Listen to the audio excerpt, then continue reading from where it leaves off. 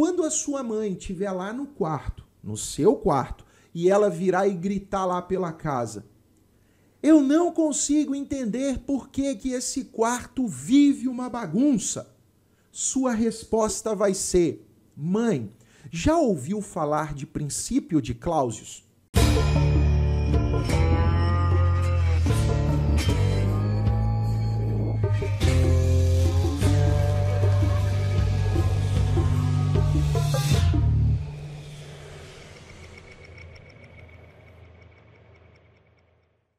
Vamos falar de entropia.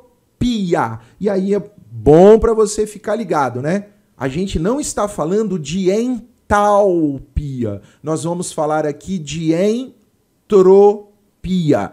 A entropia, ela mede o grau de desordem de um sistema. Ótimo, tudo bem. A gente vai falar mais sobre isso, a gente vai conversar.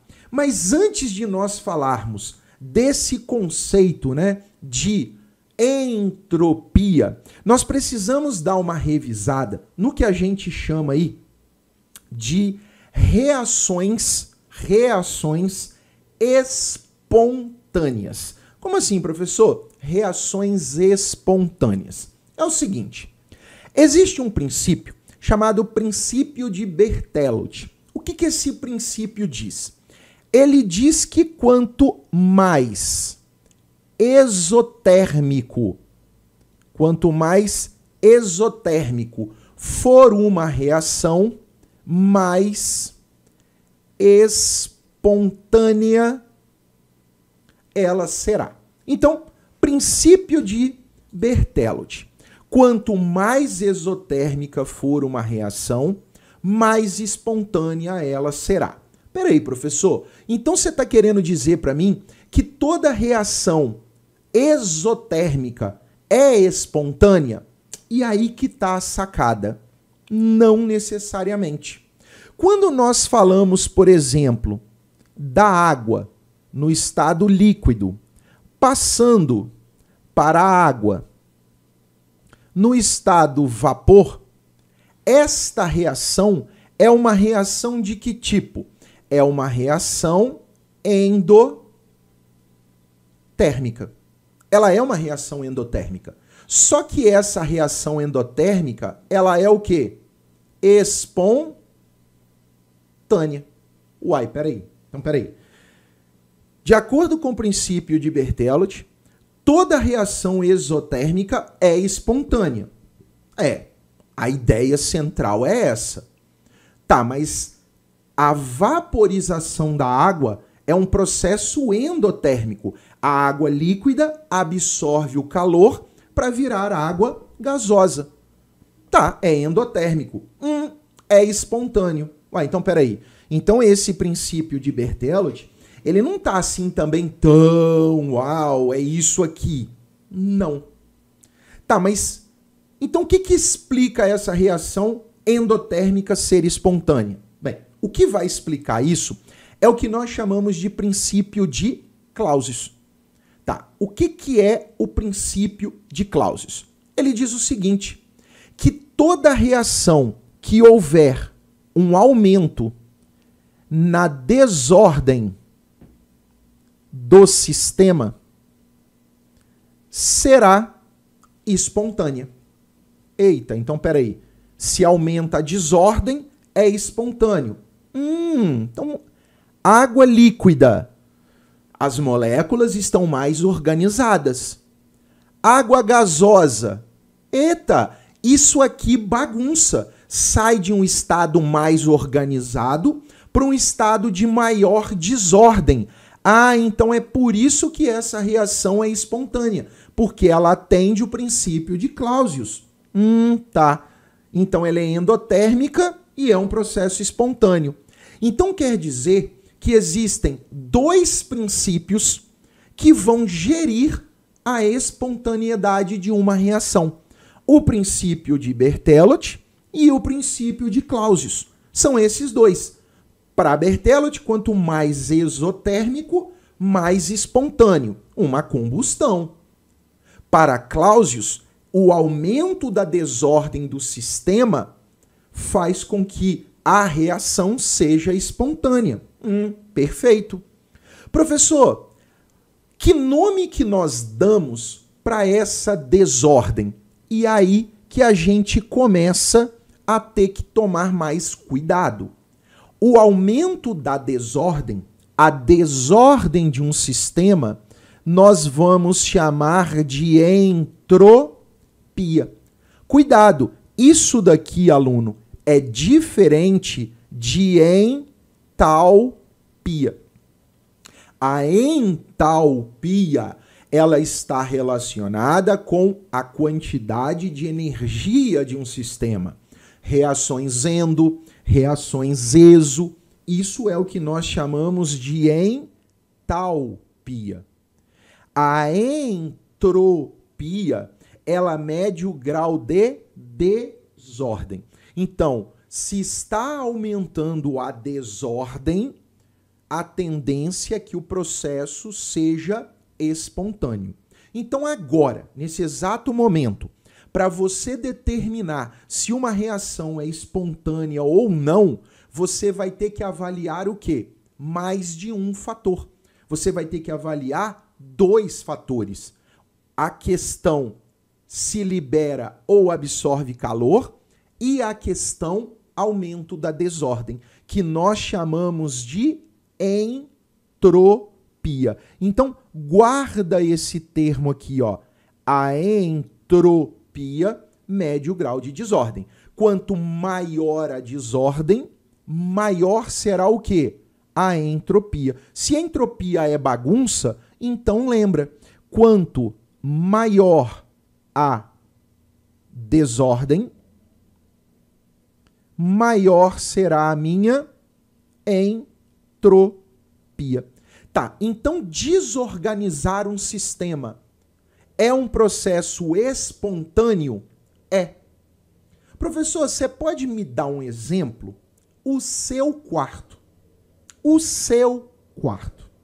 Aluno, você precisa fazer esforço para o quarto virar uma bagunça? A resposta é não. Você não precisa fazer nada. Só o fato de você viver já é o suficiente para o seu quarto virar um tremendo caos. Quem diz isso? Quem disse isso? Clausius. Princípio de Clausius. Então hoje, a partir de agora, olha a sacada que eu vou te dar aqui. Quando a sua mãe estiver lá no quarto, no seu quarto, e ela virar e gritar lá pela casa, eu não consigo entender por que esse quarto vive uma bagunça. Sua resposta vai ser, mãe, já ouviu falar de princípio de Clausius? Tudo na natureza tende à desordem. Esse processo é um processo espontâneo. Beleza? Claro, seu semblante também vai ficar desorganizado após isso, mas você acabou de explicar para sua mãe, cientificamente, o porquê que o seu quarto vive uma bagunça. Porque quando nós falamos da natureza, tudo tende à desordem. E manter as coisas organizadas gera trabalho. Exatamente isso. Não é espontâneo. Então, para que você vá arrumar seu quarto, você precisa de quê? Energia para poder falar, puxa, vou lá. E aí vai andando e faz todo o processo de organização. Não é espontâneo. Para você fazer isso, dá trabalho. Agora, para bagunçar, trabalho nenhum. Então, é isso que você precisa entender agora. 2 princípios que vão determinar a espontaneidade de uma reação.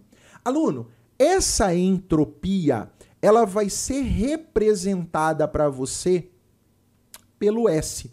E existe sim uma forma de calcular, que nós chamamos de variação de entropia. O que é isso? Você vai pegar a entropia final menos a entropia inicial. Ô, professor, mas peraí, como é que eu calculo esse negócio aqui?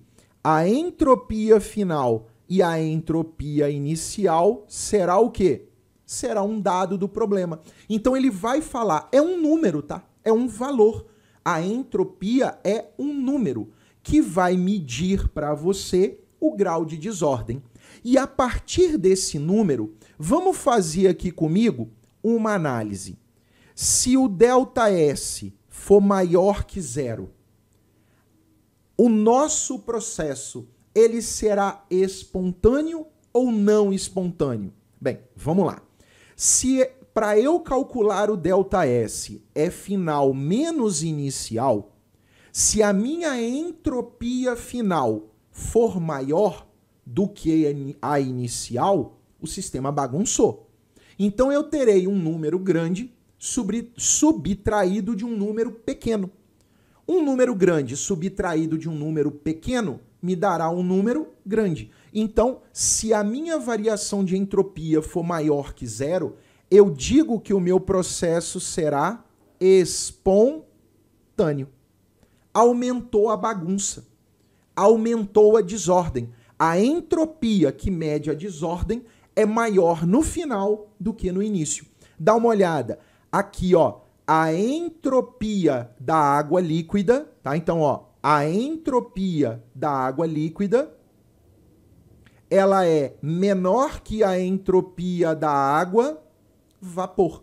Então, a entropia final será maior do que a inicial. Terei um valor maior que zero. Então, quando o ΔS é maior que zero, o processo é espontâneo.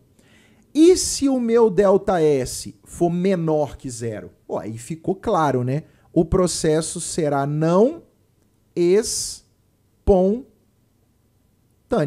E você entendeu matematicamente o que eu estou te falando. Você compreendeu de forma matemática por quê?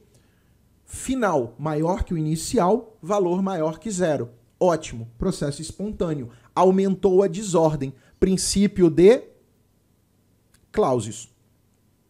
Se o final for menor que o inicial, o processo não é espontâneo. Então eu terei um número pequeno subtraído de um número grande. Vai me dar uma variação negativa, menor que zero. Essa reação não ocorre de forma espontânea. Um ponto importante que eu vou colocar aqui embaixo para vocês, uma observação. Galerinha, por favor, fique atento nisso. A desordem, ela também pode ser medida pelo aumento do número de partículas. Sim, espontâneo. Peraí, professor, você está falando que se eu pegar NaCl e jogar em água, vai haver uma dissociação, Na mais, Cl menos. Quanto que eu tinha no início? 1 mol. 1 mol de NaCl. Quanto que eu tenho agora? 2 mols. 1 mol de Na mais, 1 mol de Cl menos.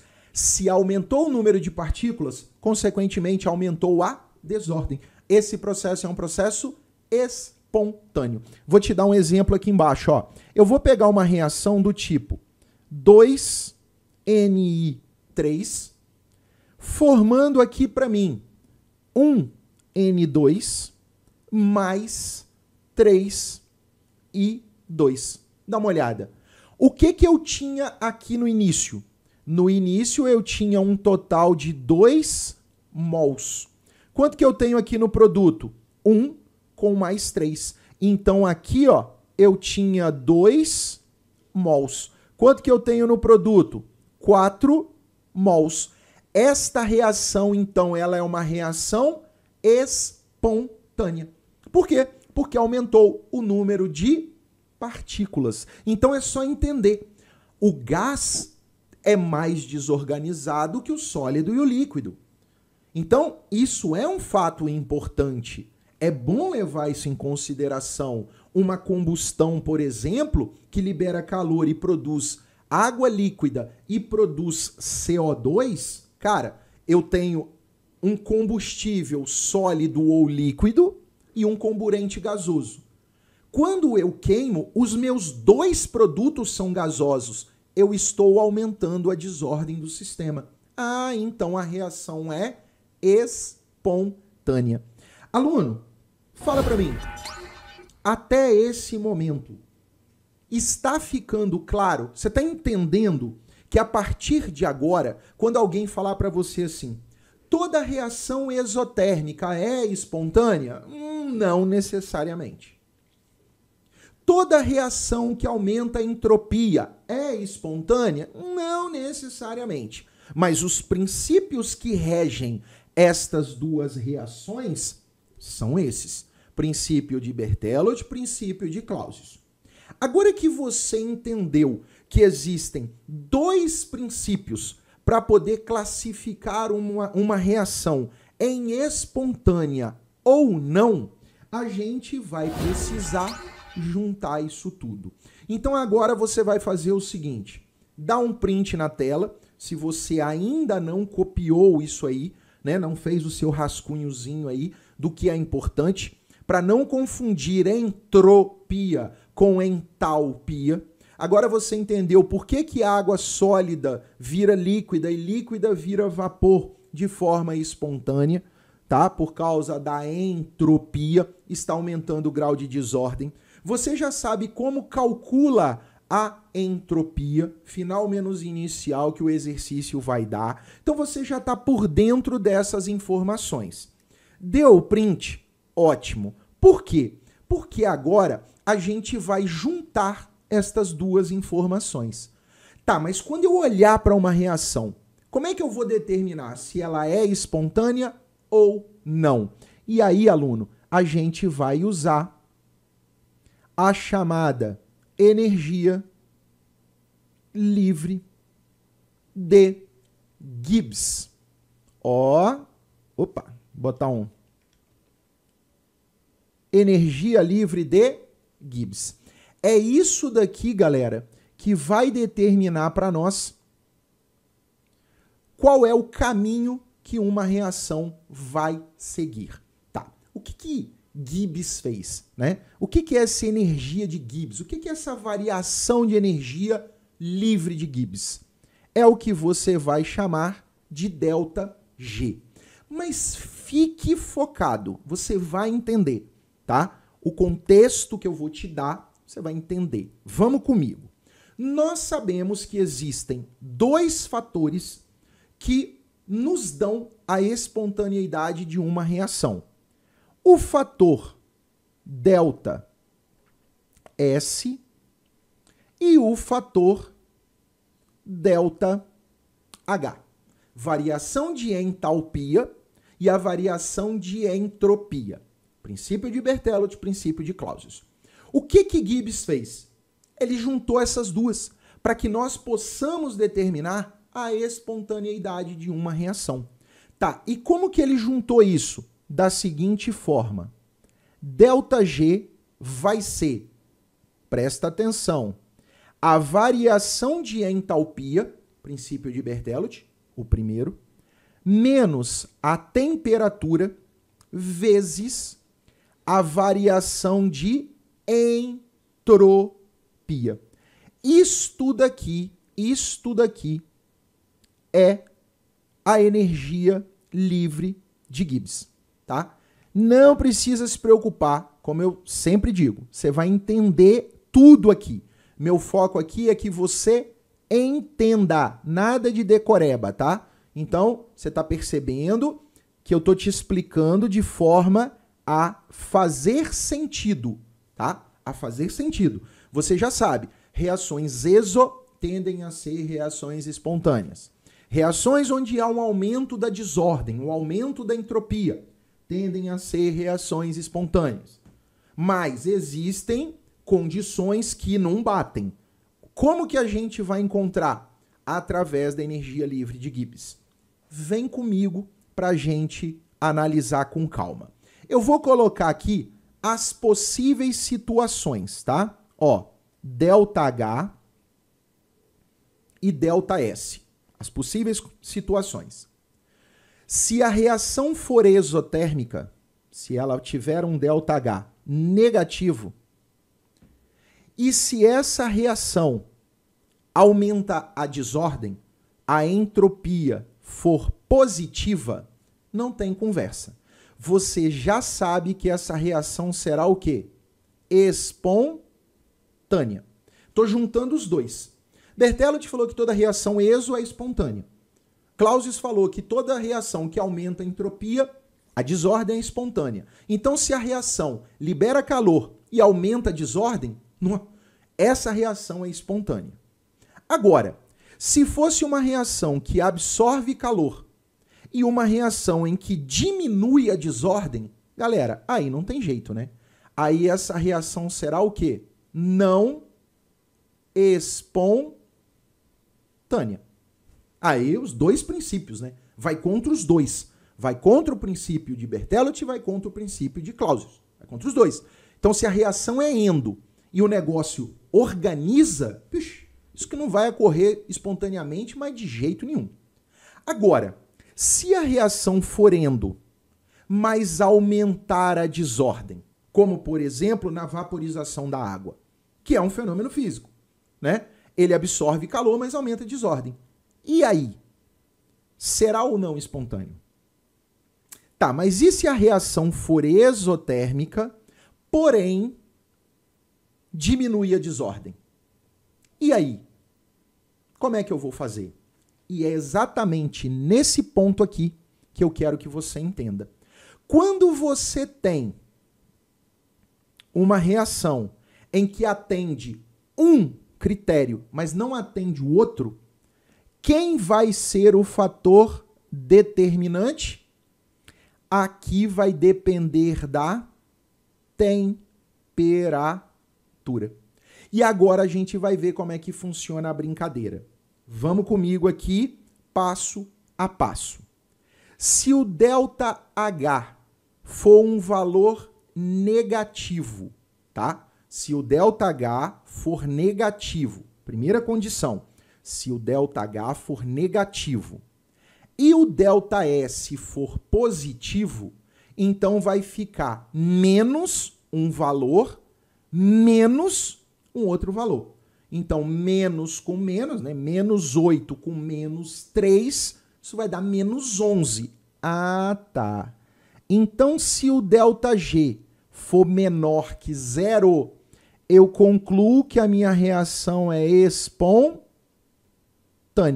Então, estou te explicando, matematicamente falando. Se o ΔH for menos e o ΔS for mais, então vai ficar menos com menos aqui, né? Então, você vai, no caso, somar dois números negativos. Essa é a ideia. O sinal será negativo. Então, quando atende a primeira situação, o ΔG, a variação da energia livre de Gibbs, vai ser menor que 0. Reação espontânea. Agora, se o ΔH for positivo, então vai ficar aqui, ó, mais. Se o ΔS for negativo, então nesse caso vai me dar um valor o quê? Maior que 0. Então se ΔG for maior que 0, não tem jeito. A reação será não espontânea. Essa é a ideia. E se o ΔH for positivo e o ΔS for positivo, vai depender da temperatura. Se a temperatura estiver mais alta, prevalece o sinal de menos, a reação é espontânea. Conseguiu visualizar matematicamente isso daqui? Então, quando você olhar para uma reação, você vai ter que levar em consideração dois fatores: entropia e entalpia. São os dois fatores que você vai levar em consideração para dizer se uma reação é espontânea ou não. Ô professor, e se ΔG for igual a 0? Bem, nesse caso a gente diz que o sistema está em equilíbrio. Aí o ΔG será igual a 0. Não podemos nos esquecer, né, galera, que essa temperatura aqui, ó, tem que ser sempre em Kelvin, tá? Então, só para lembrar, graus Celsius mais 273. Não se esqueça disso. Então, a partir de agora, você conseguiu avaliar. Quando você olhar para uma reação química e alguém te perguntar, é espontâneo ou não? O que que você vai ter que levar em consideração? O fator energia, o fator termoquímica e o fator entropia. entropia, grau de desordem de um sistema. Quando você junta isso tudo, você tem a chamada energia livre de Gibbs, que é quem vai determinar para você se uma reação será endo ou se uma reação será espontânea ou se uma reação será não espontânea. Então, só para dar uma passada, nós temos dois princípios. Princípio de Berthelot, reações ESO tendem a ser espontâneas. Princípio de Clausius, aumento da desordem tende a ser espontâneo. A desordem para Clausius nós vamos chamar de entropia. Porém, há controvérsias nas duas afirmativas. Existem reações endo que são espontâneas. Por quê? Porque aumenta a desordem. Então, o que a energia de Gibbs fez? Juntou esses dois princípios em um único meio. E esse meio, essa energia livre de Gibbs, vai determinar para nós exatamente essa espontaneidade de uma reação química. Meninos, meninas, ficou claro para todos vocês? Sim ou não? Pode colocar no comentário aí. Se você entendeu o conceito, que é essa a minha preocupação aqui, é que você tenha entendido esse conceito, tá? Entender é você pegar tudo isso que eu falei e dizer assim, fez sentido. Agora sim, agora eu compreendi que existem dois princípios, agora eu entendi que a energia livre de Gibbs, ela não é nada absurda, é uma fórmula que relaciona os dois, é a temperatura que vai ser o fator determinante. Professor, se eu estivesse falando do Enem, da UFMS, se eu estivesse falando da UFPR, se eu estivesse falando da FUVEST, se eu tivesse...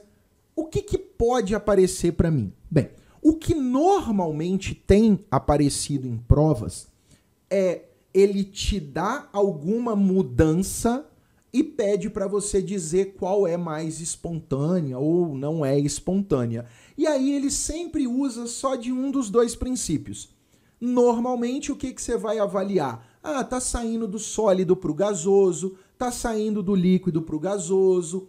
Todo mundo é gás, mas está aumentando o número de partículas. Então, são análises bem simplórias, tá? São análises bem diretas, envolvendo cálculos. Isso mais na Universidade Estadual do Ceará. Mas se você tivesse que encontrar no Enem isso, o que você iria fazer? Ele iria te dar a variação de entalpia, ele iria te dar a variação de entropia, né? Jogando os dados já para você, te daria a fórmula e você só iria ter que desenvolver e dizer se a reação é espontânea ou não espontânea. Lembrando que quando os dois, né, quando só um princípio funciona, né, só quando um princípio é aplicado e o outro não, o fator determinante para isso será o fator temperatura. Então, se os dois princípios batem,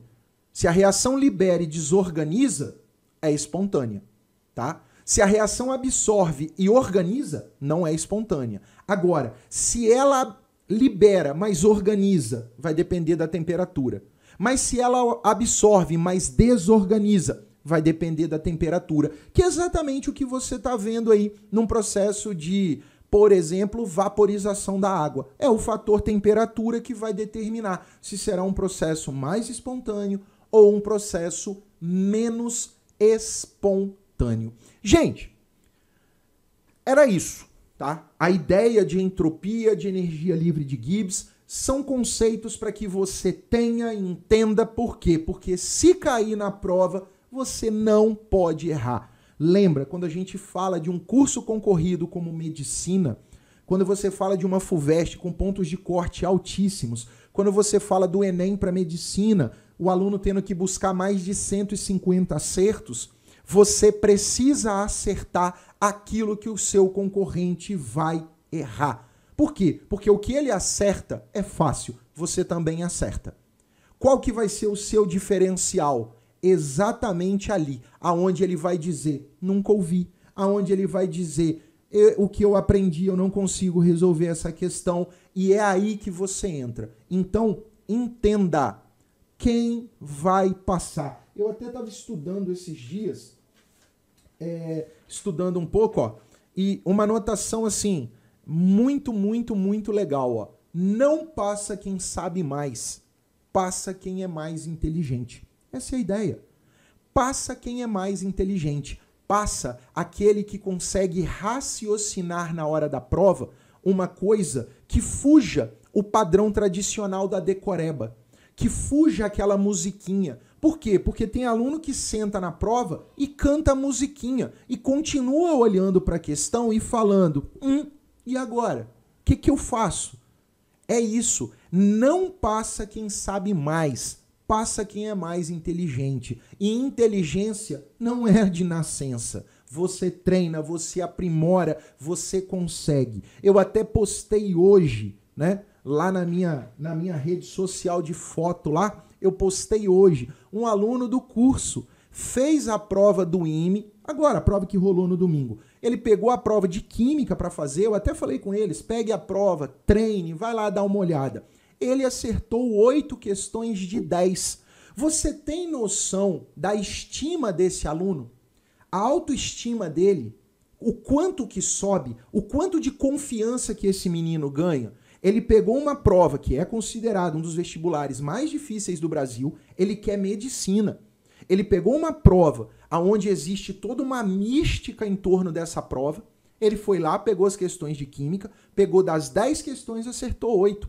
Esse aluno, ele não é um aluno que decorou informação, ele é um aluno que aprendeu, ele é um aluno que soube se virar na hora das questões. E é isso que eu quero que você seja.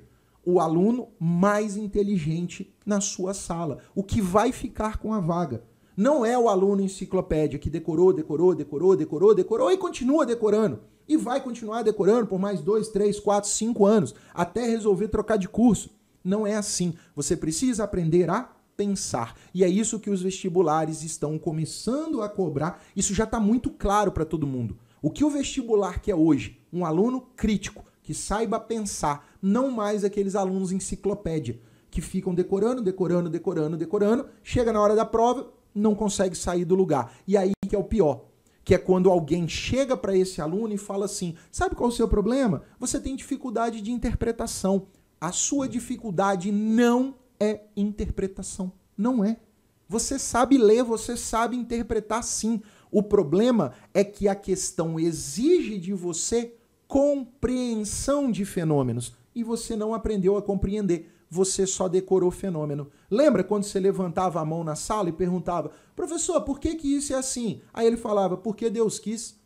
Ou ele falava, professor, para que eu tenho que saber isso? Para passar no vestibular. Você não está sendo preparado para o vestibular. Você está só replicando informação. Replicando. Se você estivesse lendo um livro, você estaria absorvendo o mesmo tipo de conteúdo. Se fosse um livro mais novo, você estaria absorvendo até o conteúdo contextualizado que o seu professor não está te dando.